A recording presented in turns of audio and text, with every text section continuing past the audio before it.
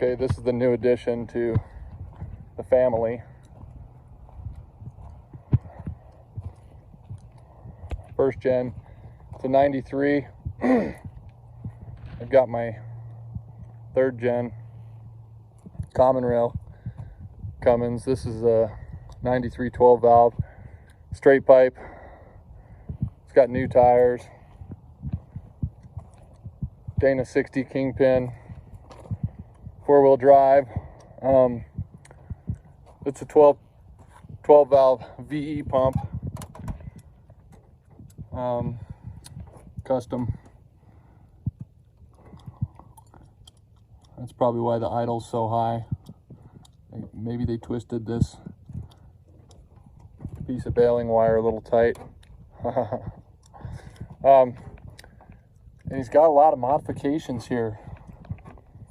Not sure what this stuff goes to. I think he had a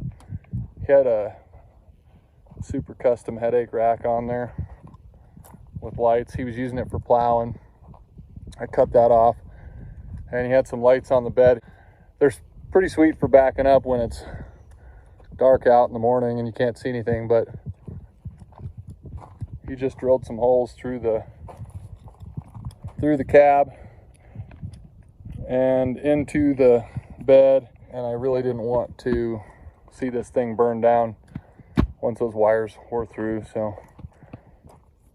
I don't know, I didn't have to cut this off, but it was a foot above the cab, which made really good for the lights. I mean, it had some pretty good lights on it, but I'll probably redo that.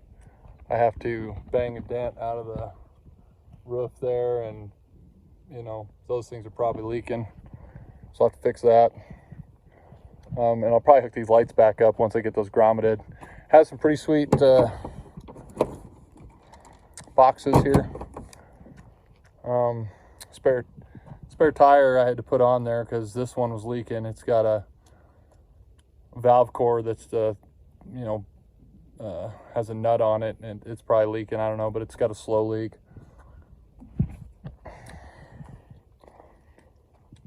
No tailgate.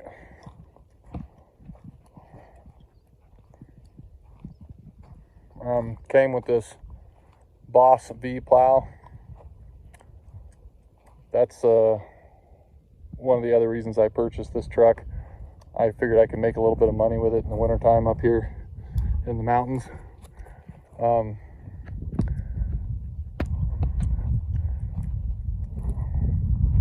Which it's a pretty heavy plow.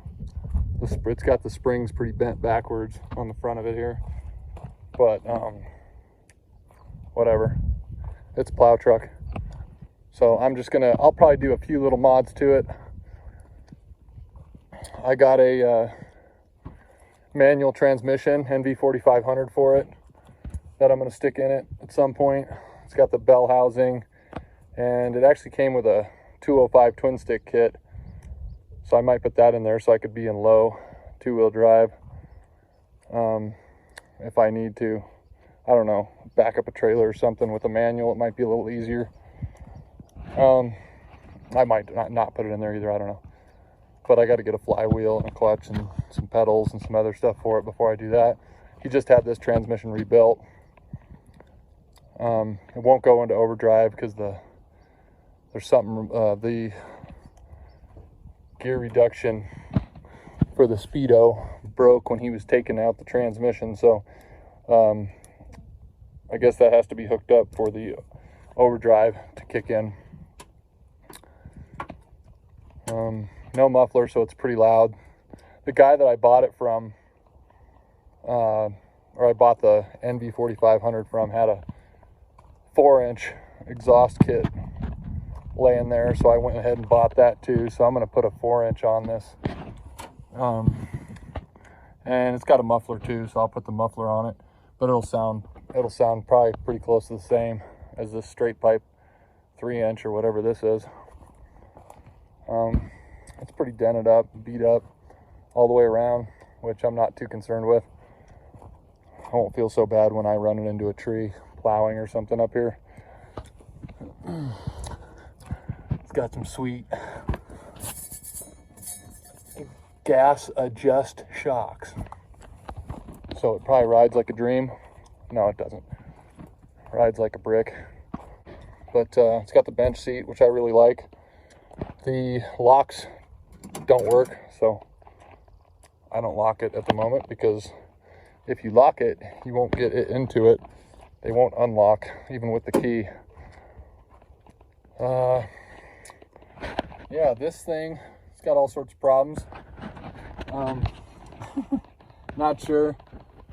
It looks like some of the fuses melted. He gave me another fuse block. This came with it. It's for a different truck,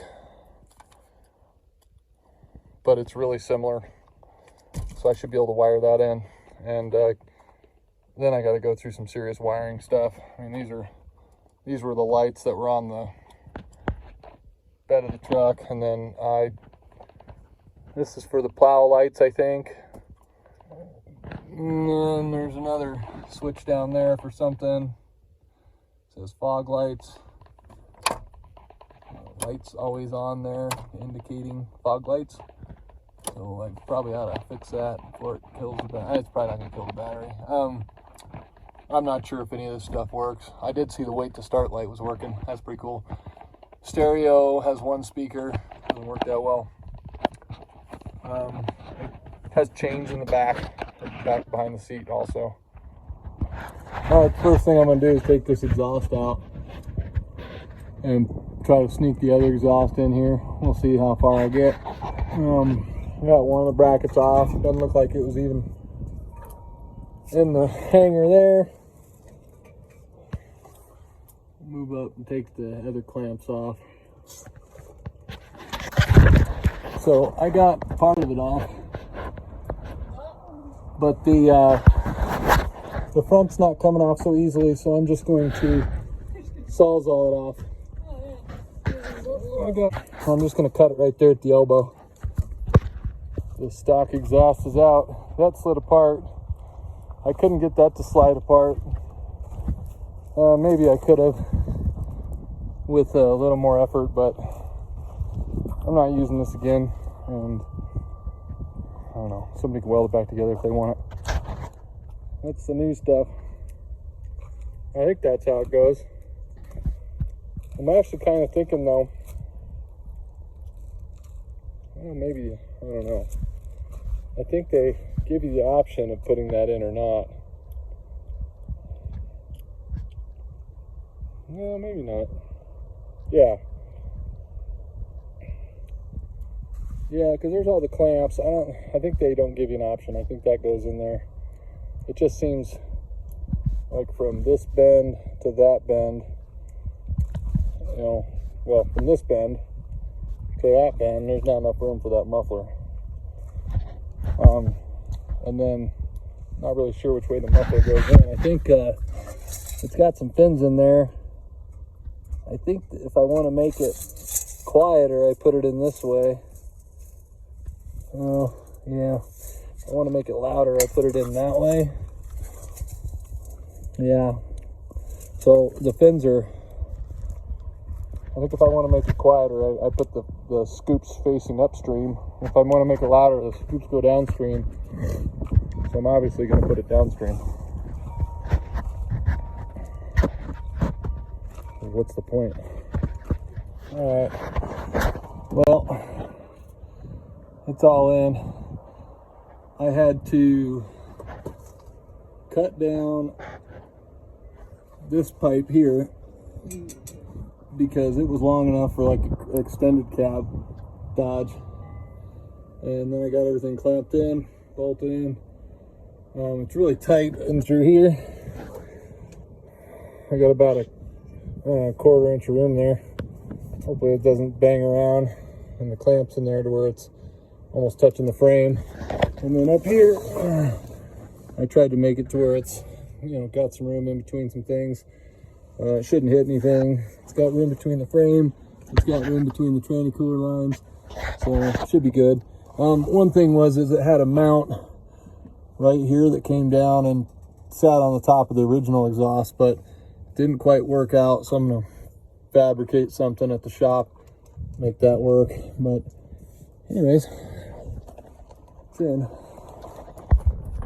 Okay, got the exhaust in. There's one bracket that I need to adjust or fix, but I think it's actually